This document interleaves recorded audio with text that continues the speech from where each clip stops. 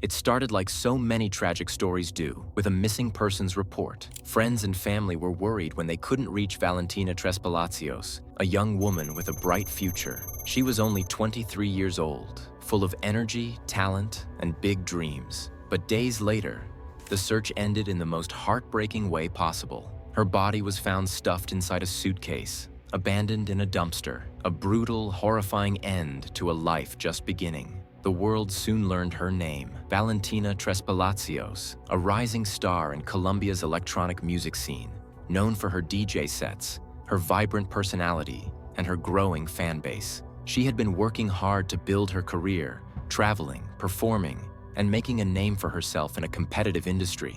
But the man accused of taking her life wasn't a stranger. He wasn't some shadowy figure hiding in the night. He was someone she knew, someone she trusted. He was her boyfriend, an American man named Nelson Poulos. What began as a relationship filled with promises and affection ended in obsession, control, and finally, violence. Today, Poulos is behind bars, sentenced to an incredible 512 months in a Colombian prison. That's more than 42 years behind bars. It's one of the harshest punishments ever given to a foreigner in Colombia's recent legal history. But even that long sentence can't undo the pain, can't bring Valentina back, and can't erase the fear and grief that now surrounds her name.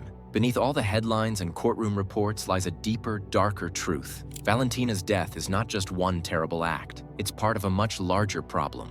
This crisis continues to grow around the world, claiming thousands of lives every year, often in silence, and often at the hands of people the victims knew and trusted. Valentina's story is not only about what happened to her. Her voice may have been stolen, but her story must be told, again and again, until the world finally listens. Valentina Trespalacios wasn't just another young woman with big dreams. She was already living them. With an ever-growing online presence and a calendar full of gigs, she had become one of the most promising DJs in Bogotá's nightlife circuit. Known for her magnetic personality and infectious energy, Valentina was on the verge of international stardom. Nelson Poulos, a 48-year-old father of 3 from Wisconsin, met Valentina online in 2021. By early 2022, he had moved to Colombia. To outsiders, he was successful, well-dressed, wealthy, confident. He told Valentina he loved her. He told her he was getting a divorce. He told her they had a future. But as time passed,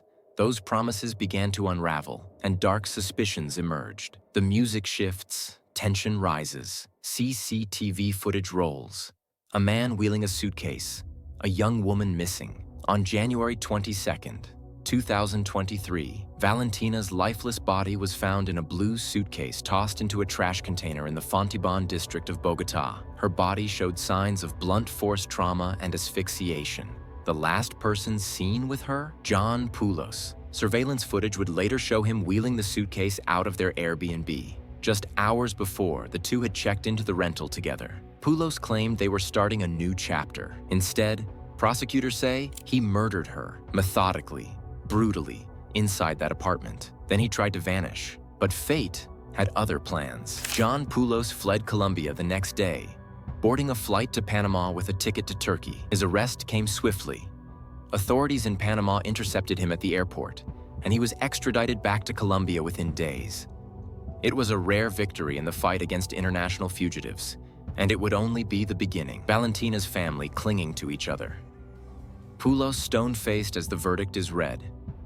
In June 2024, after more than a year of proceedings, a Bogotá judge sentenced Poulos to 42 years and 8 months in prison, 512 months, for aggravated femicide and tampering with evidence. It's one of the longest sentences ever given to a foreign national in Colombia. But for Valentina's family, justice still feels hollow. During the trial, prosecutors painted a grim portrait of Poulos as a man consumed by jealousy and control. WhatsApp messages revealed a pattern of possessive behavior. He accused Valentina of cheating. He tracked her social media.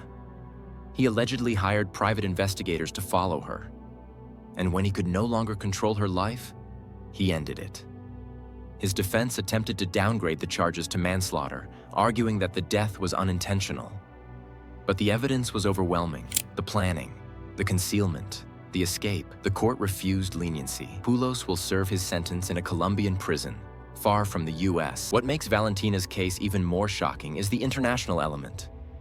Her accused killer, John Poulos, wasn't just any man. He was a foreigner, someone who came from another country, entered Colombian society, claimed to love a Colombian woman, and then allegedly brought violence instead. He wasn't a stranger to Colombia. He had spent time there, had a relationship, and appeared to be part of the culture. That makes the betrayal even deeper. This case is a terrifying reminder that danger doesn't always look like danger. It doesn't always hide in dark alleys or rough neighborhoods. Sometimes the greatest threat is the person sitting right across the table from you. It can come in the form of love, affection, and false promises. It can wear a smile, say the right words, and pretend to care, until it doesn't. Valentina's story should never be forgotten. It shows us that violence against women is a global issue, and that love should never be used as a weapon.